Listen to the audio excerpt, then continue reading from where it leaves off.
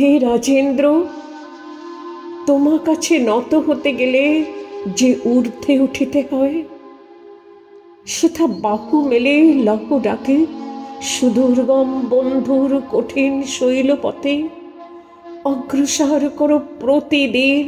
যে মহান পথে তব বরপুত্রগণ গিয়াছেন, পদে পদে করিয়া অর্জন মরণ অধিক দুঃখ।